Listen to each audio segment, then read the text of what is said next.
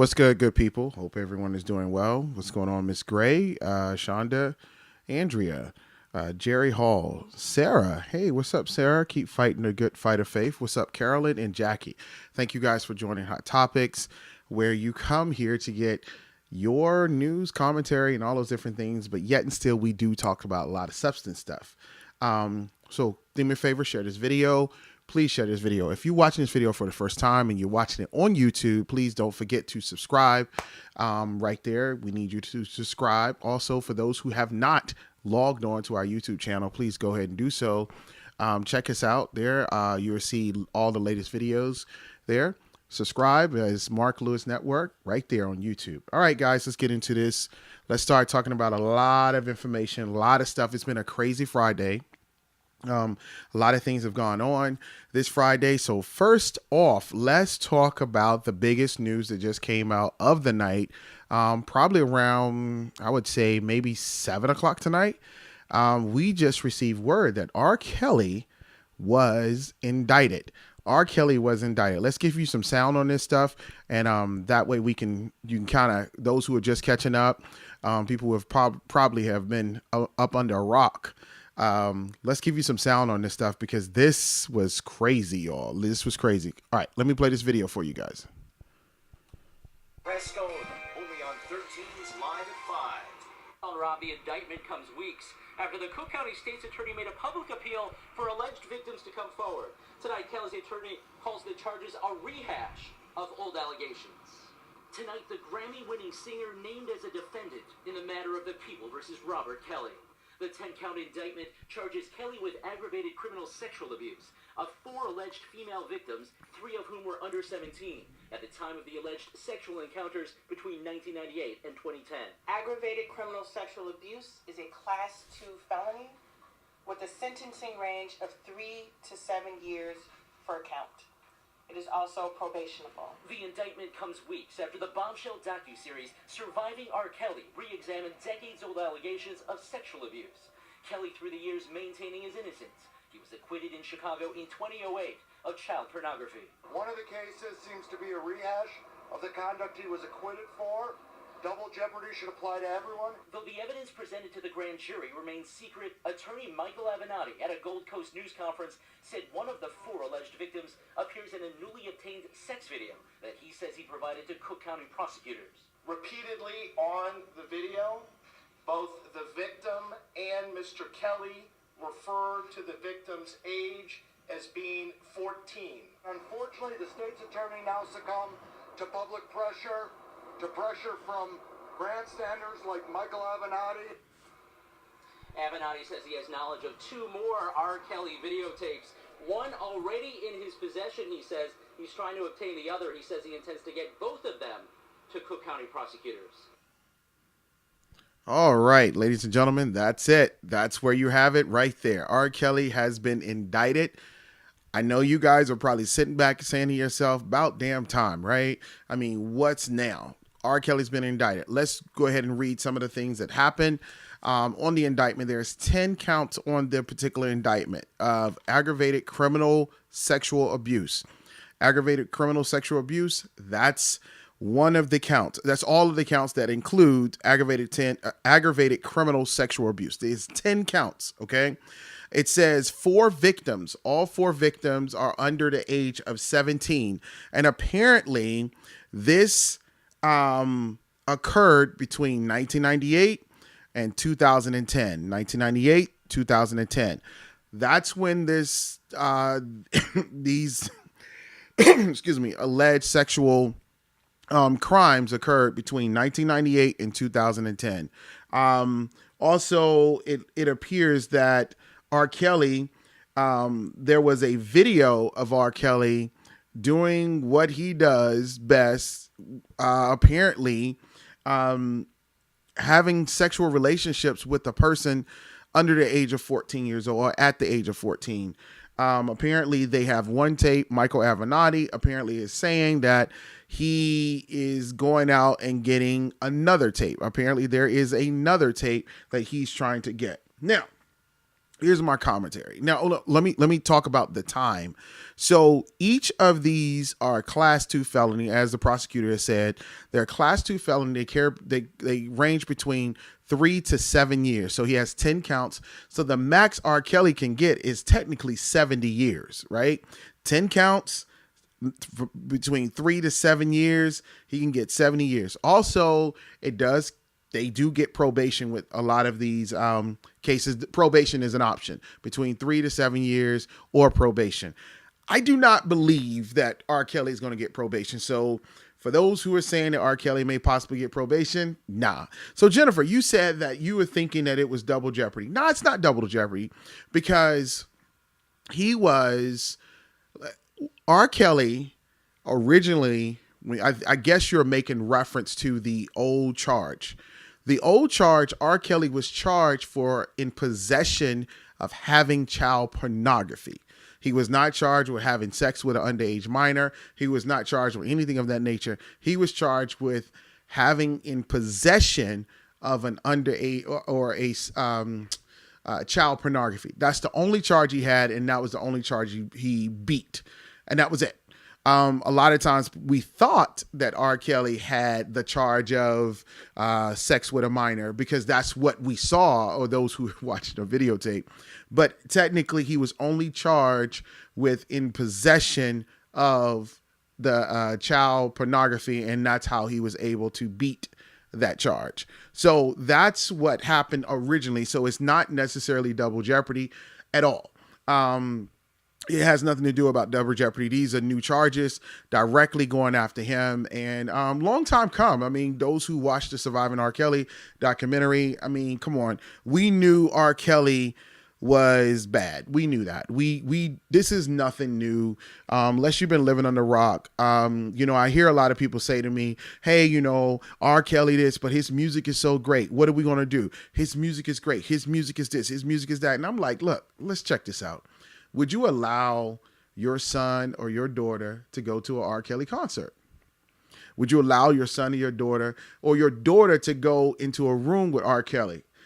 A lot of times people would turn around and say, nope, I wouldn't, because we perceived that something was wrong. Oh, no problem, Jennifer. What's up, classmate? No problem. I was wondering if that was possible. Got it. Yeah, it was definitely child pornography, in possession of child pornography. That's why he kept saying that he doesn't have the tape. So right now, I mean, these 10 counts, and my opinion is he's not going to beat this, ladies and gentlemen. I don't care how smooth his attorneys are and how quick his attorneys are. He is not going to beat this. I mean, he got 10 counts, and they actually have video evidence of him on tape, performing these actions. Sophia, I asked that same question. And she's asking a great question. She said, why would he keep those tapes? And matter of fact, I was asking a couple of people that today. I was like, you would think that if you're going to do something like this, why would you keep the possession of the evidence that incriminates you? And people were saying to me, this dude is a serial rapist. I think he actually gets off by going back and looking at these tapes and all those different things, because it's something to him that he is looking at as a badge of honor. Almost like serial killers. Serial killers keep a possession of their kill. It's like a badge of honor. There are a lot of people who have killed folks, and they've killed and they keep, chips of teeth or something of that nature. I mean, it's just sad. It's a sad situation. But ladies and gentlemen, R. Kelly has been arrested. He has been indicted, and we don't know if he's posted bond just yet. We know he turned himself in tonight. You saw a little video. He's turned himself in. So we do not know what's going to happen yet. He probably will spend the night in jail until he goes to a magistrate, and maybe bond is posted. If it is bond, what's going to happen is that he will probably have to turn over all his passports. And as you guys know, R. Kelly has been traveling like left and right to Africa. And that was my concern. I thought that R. Kelly was just going to flee. But he's been traveling left and right. So I'm pretty sure they're going to give him bond, but we don't know how much. And, at this point in time, R. Kelly can produce that money. But we have to see what happens. All right, so cool. Let's go on and since we're talking about Chicago, because a lot has happened in Chicago, right? So since we're talking about Chicago, let's do an update on Jussie Smollett. We know that he was arrested yesterday. Jussie was arrested yesterday in reference to, let me just bring this on the screen here. He was arrested yesterday in reference to lying to police. And if you did not watch the the report, it was, I mean, I would just say that the police chief went in. He talked to him like he was his dad or big uncle. He just went in on him. And I think we have to look at this, and a lot of questions are surrounding why did he do this? Apparently, the police chief, I'm just quoting what the police chief has said, is that he, at this time, he believes that Jussie was doing this to get more money. Now, we have heard from the producers and executive producers of Empire that Empire has cut him from the last 2 scenes. We know that they have been in production. So since they've been in production, and typically the way your contract works in SAG is that you get paid per episode. So we're not sure if Jussie even going to get paid for these 2 episodes that he was cut out in. And if he already wanted more money, I mean, I don't know. And, and I keep hearing the term, like I said the other night, mental illness. Y'all, I take that term very seriously. I honestly think Jussie, we can all suggest what happens, but, I heard something that Ayanna Van Zant said today. Let me see if I can pull it up. And I think she is the one who gave a lot of wisdom. And I would definitely, I'm going to err to Ayanna Van Zant because she said something that made us all think. And I'm going to try to find her video of what she said because, it was very powerful because she put some things into perspective in reference to where we are with Jussie. A lot of us who are Black and we're celebrating Black History Month, we are just ashamed. We're like, can we do a do-over? Because at this point in time, we have just had a ton of just mess that has happened this Black History Month. And it started off with the blackface. And we're like, dude, we need to get a do-over. And so I found the video. I'm going to play the video from Ayanna Van Zant. She actually gave the best response I've heard so far about Jussie. And I'm going to play it. And let me play it here. And then that way I come back and we can talk about it.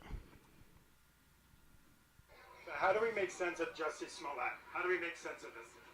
We make sense by saying, wow, look at us. He's one of us. He did, if he did this, at the core, he did what we do every day. Okay. He told a lie. That's what he did. Now we can make up whatever we want to make up about it, but he told a lie the same way the leader of this country does every day. At the core, if he did this, it means that he has an unheard, unspoken, unacknowledged pain. Because people in pain seek to get attention. If he did this, it speaks to how we aren't taught to really live in fame and live before the cameras. If he did this, if he did it, I say that we each have to look at ourselves and ask ourselves, if he were to come forward and tell the whole complete truth right now, would we condemn him and persecute him? Would we rather he go through a legal battle and adversarial process for what? Would we let him tell the truth now? That's not about Jussie. That's about us. You think the world would forgive him? I would. I already have if he did this because I've done it. I've lied to get my way in my other life. I've done it. People do it every day. People do it in fear. People do it in pain. They do it in anger. Instead of making this about him because he's on Empire, let's make it about the fragility of who we are as human beings. We are so fragile. When are you running for office? Never, ever, ever. I'm a grandma and a great grandma, and that right there is enough to keep me busy. Spoken from the queen herself, Iyanla Vanzant. She definitely has words of wisdom, and I just leave it like that in reference to talking about Jussie Smollett, because I believe that, you know, we all have our difference of opinion, but I believe she definitely did put it in perspective in reference to the fact that we all lie.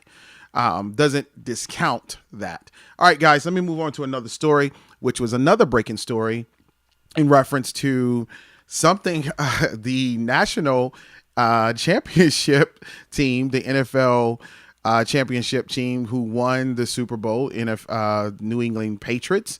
The owner of the Patriots, his name is Robert Kraft. He was arrested today. Yes, a billionaire was arrested today. Let me give you some sound on this for those who did not know about this. And I explained to you why this was so important, this particular case, because I want you to follow this case. This case is really, really, really important. But anyway, let me give you some sound on this because it kind of goes into how they actually trapped him into believing, and they have this dude on camera. Watch this, guys. This is crazy.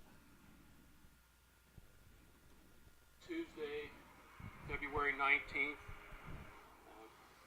we have the business in our community, the Orchid Spa, and arrested two individuals. Can you confirm for us that that name is the high-profile individual, professional sports franchise owner that we believe it to be? That would be Mr. Robert Kraft. Robert Kraft, the owner of the New England Patriots? Yes, sir. And what is he being charged with? He's being charged with the same offenses as the others, and that is soliciting another to commit prostitution. And how many accounts may he face? Right now we have two.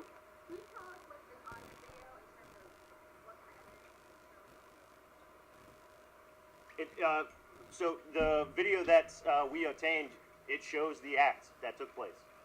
On every gentleman that you have a list of, the act that took place is recorded on that video. The video evidence has Mr. Kraft in that room, allegedly receiving those who paid taxes allegedly illegal. So the question was, does the video contain Mr. Kraft inside receiving the alleged acts? The answer to that is yes. All right, y'all. For those in the back that didn't hear what's going on, this is what's going on. Robert Kraft, the owner of the New England Patriots, was arrested because of prostitution. They put a hidden camera into this massage parlor, and he was actually part of the customers who went inside to go and get a couple of goodies. And so he was he was able to, they arrested him for soliciting to prostitution. He was paying people, he was paying a worker, or I don't know how many workers, for services rendered for whatever he needed it rendered for. Okay. That's what happened. So we hear about this and we turn it around and saying to ourselves, what's the big deal? Right? Seriously, what's the big deal? This is prostitution is the oldest thing in the book. What is the big deal, right? You're probably saying that to yourself because many people, when we hear of prostitution, we're like, yeah, okay, whatever. And the reason we say that is because, you know, we understand that prostitution is that. And matter of fact, in Nevada, it is legal in Nevada. So a lot of times people are like, who cares? You know, it's prostitution. This is a person's body. Well, let me explain to you why this case is so important. And the reason this case is so important is because it's not just prostitution. It is actual sex trafficking. So you're probably asking yourself this question: what is the difference, right? Prostitution and sex trafficking. Well, in my opinion, what I understand is that prostitution, and you know, I'm not the smartest tool in the shed, but prostitution is basically people who are selling their bodies and doing what they do in reference to they do and they're getting, and they're adults. Okay. They're adults that's doing it. In some states, like I said, in Nevada, it is legal. In other states, it's not. Sex trafficking involves minors or holding people against their will. Typically, we think of prostitution of people on the streets, they doing what they want to do. But then there's an element of sex trafficking when you have people who are being kidnapped and held against their will. A lot of times, ladies and gentlemen, they are underage people. They are minors. This is why this case is so important, is because this particular case was sex trafficking. Yes, he was arrested for being a patron and paying for sex, and he's on video. But the meat of this particular case is simply this: that massage parlor was actually a gateway for girls to come in from China, and they had to do men, about 8 to 10 men a day, and they were all underage. We don't know if the woman or the women or the girls, we don't know the ages that he was arrested for prostitution. We don't know if they were underage or over the age, but we do know that this ring is a sex trafficking ring. That's what is so big about this case. There was girls who were coming from China, and they would go through the massage parlor and, I guess, deal with men, 8 to 10 men a day, and then they would go out on the streets. Apparently, Robert Kraft was one of the people who these girls was doing, but they have not said anything in reference to him having underage girls. The reason I want you to watch this case is because there's a difference in the law for sex trafficking or sex with a minor or just prostitution. He was charged with prostitution. I have a very strange feeling that the girls that he was being with were underage, because this case is about underage girls that are sex trafficking. And if they're coming through this massage parlor, 9 times out of 10, these girls are underage. Now, the question is, will he be charged with additional charges since they have video of underage sex with a minor? If it was, he needs to be charged for that. The reason I'm saying that is because we've seen rich and powerful people walk away from just minute charges. A misdemeanor. Prostitution, I believe, is a misdemeanor in Florida. So we've seen people walk away from this stuff. And that's why I wanted to make sure that we follow this case, because I guarantee you those girls are probably underage. The question is, will we ever know? Will we ever know? So more than likely, because he is Robert Kraft, because he is Donald Trump's #1 supporter, because he is who he is, rich and powerful, he will probably walk away unscathed. And this case is so big because it's a child sex ring. They are bringing girls from China, funneling them through this particular massage parlor, and they are performing these deeds. Can you imagine 8 to 10 men a day performing whatever sexual favors they want for them, and then they're going on? This is wrong. And that's why they were watching this massage parlor, because they knew that this stuff was going on. All right. So that's why I want you guys to watch this case, because this case is very, very, very interesting. And I really hope they charge him appropriately if he was one who decided to say, hey, you know what? I was a part of this. This is what happened. But I guarantee you, I really believe that those girls, those were some underage girls that he was dealing with. All right, let's talk about some politics right quick, because I know you guys want to hear politics. Politics. As you know, last week, Donald Trump declared a national emergency, right? A national emergency because of his border Lego wall set. He's got pissed off and all those different things. He declared a national emergency. We know that. So here's the politics that are in play with this. The Democrats is going to introduce a bill. They introduced a bill already. They're going to call for a vote next Tuesday on to block his emergency order. So here's the politics. Democrats will pass this particular bill. The bill goes to the Senate. When the bill goes to the Senate has to vote on it as well.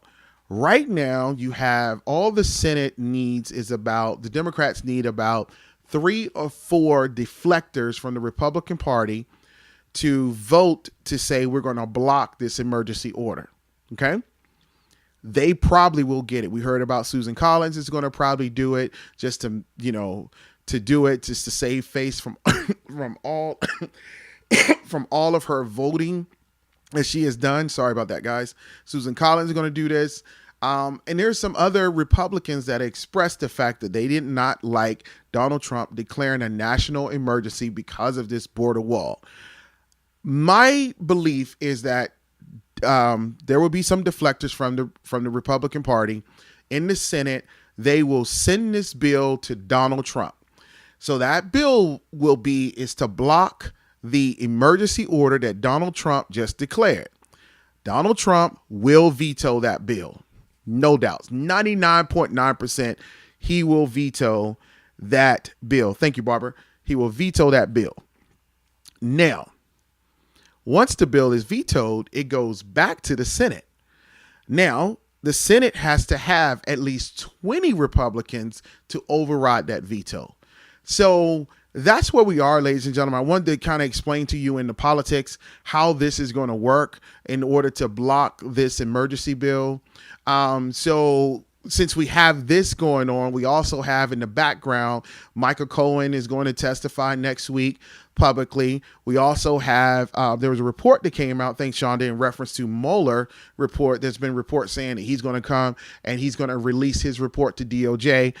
It's supposed to happen as early as next week. That's not going to happen. So that's that report. And, you hear all this stuff going around. There's a lot of stuff happening in politics right now. I want you guys to keep your eyes locked on what's happening, because what Donald Trump is doing, he's appointing people in positions to try to overthrow the investigation. The guy, Matthew Whitaker, who had the infamous Senate here, the hearing that he had with the House that he did a total sham job over. Well, Donald Trump is looking to put him over the Southern District of New York office. If he puts them over that means that they're going to try to stop the investigation from the Southern District of New York. So watch what's happening. I know it's a lot to follow, ladies and gentlemen. I get it. I know it's a ton to follow, but watch what's happening. Also, gas is creeping up too. I don't know what's going on in the gas arena, but it is certainly creeping up. So politics is politics, and it happens, and it the way it works is slow. Then you're going to have this atomic boom, and we're going to be like, oh my God, what's really going on? Okay. Now, let me go to my commentary for tonight. It is the lie about black men, and I swear to you, I will be short.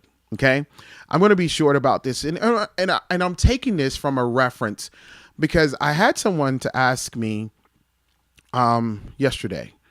And this is what they said. And I'm not going to call out their name because they'll probably get embarrassed if I call out their name. But this is what they said. They said,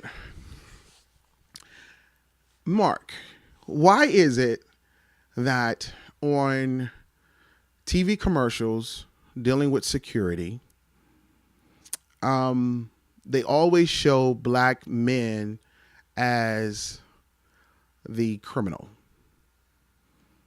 So I was like, this is awesome that you are realizing this, because the person who asked me this question was actually white.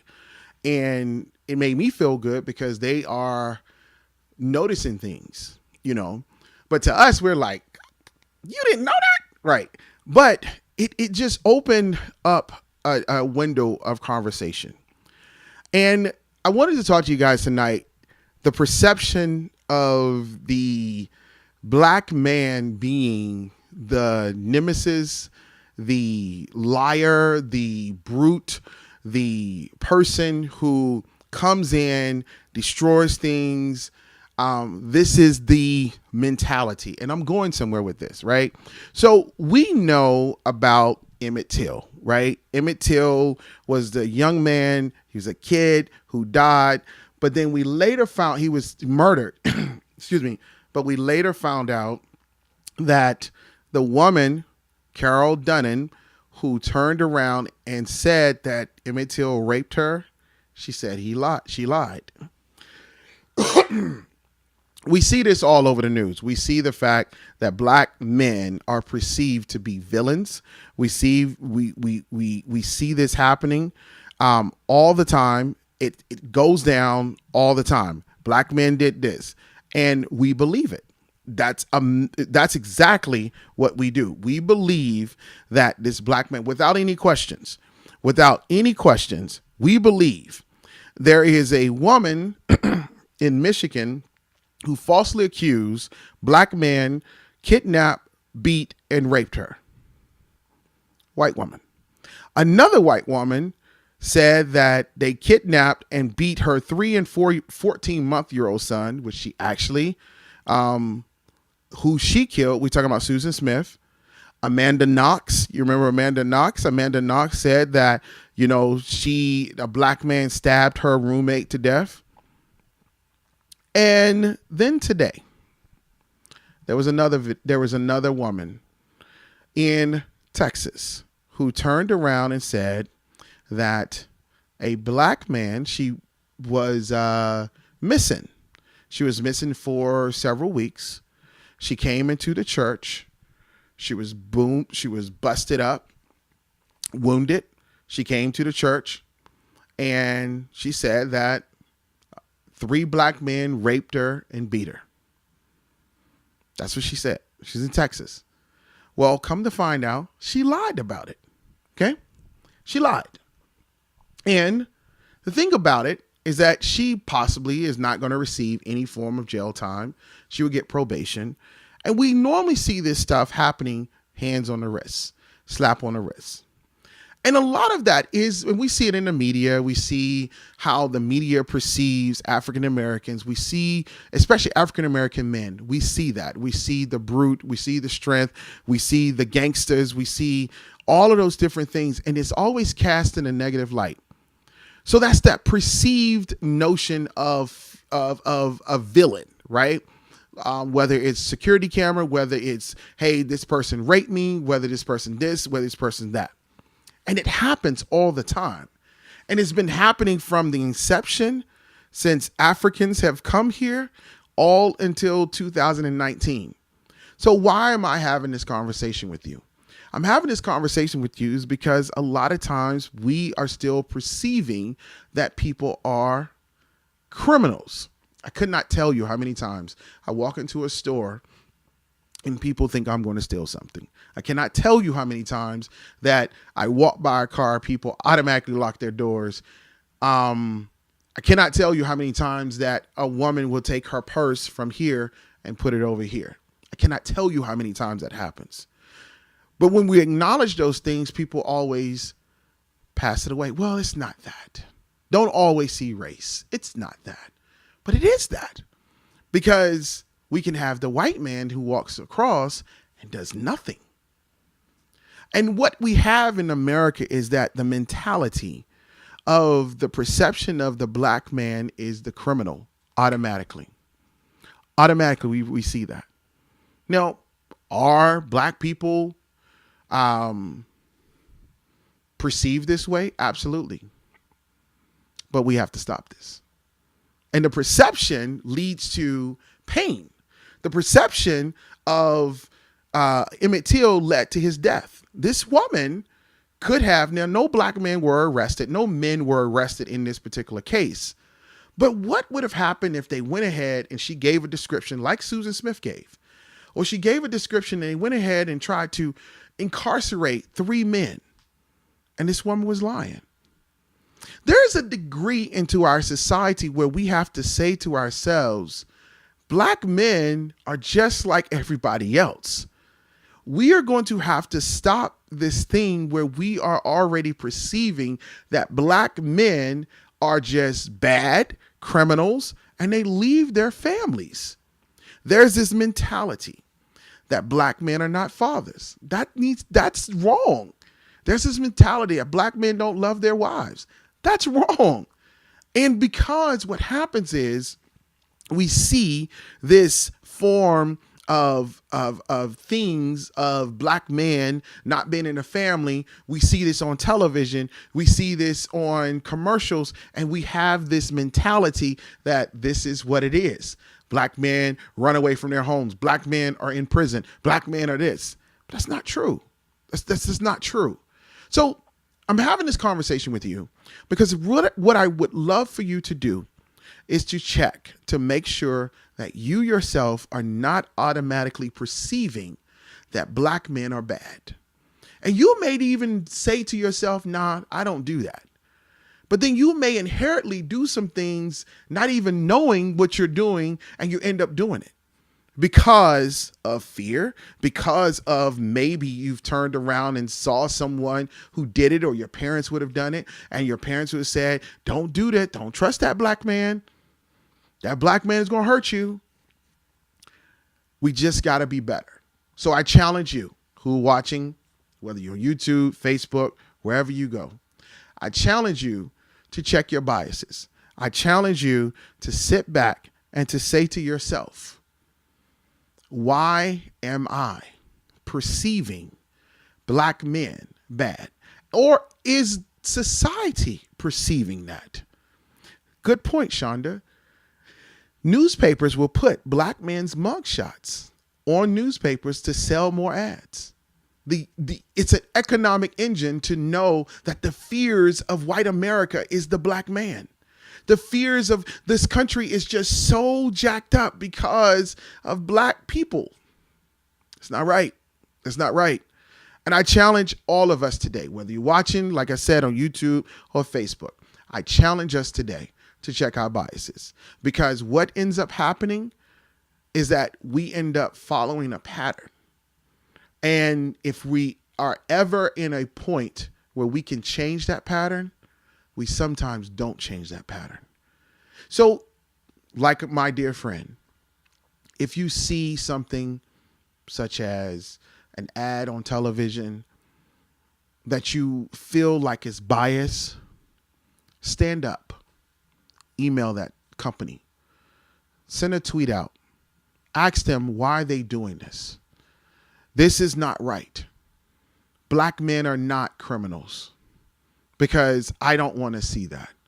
And nothing's going to change until our allies stand up and say, we need change, because Lord knows we have been preaching this for decades, but we need our allies to change. Before I let you go, I want you to think about this. Dr. King walked across the bridge one time, and they beat the living crap out of all of them. And it was all black people. They beat the mess out of them.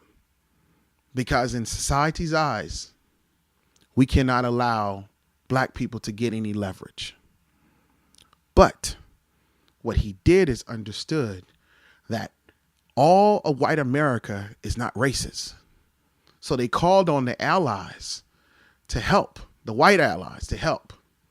And when they walked across that bridge, they knew that you're not going to beat a white person on television, not in Selma. You're not going to do that. And they were able to walk across, and they marched to Washington. They was able to do that. But I don't believe that would have been accomplished if it wasn't for our allies standing up. And this is why I challenge my white allies today. Go out there and make a difference. Sometimes you have to be our voice in circles that we cannot be in. Go out there and make a difference today. That's what I challenge you guys to do. Many of my friends who watch this all the time, and I have great allies that's out here is watching this, and I ask you guys all the time, please step up, because we need you to step up in circles that we cannot be in. That's all I got for you guys tonight.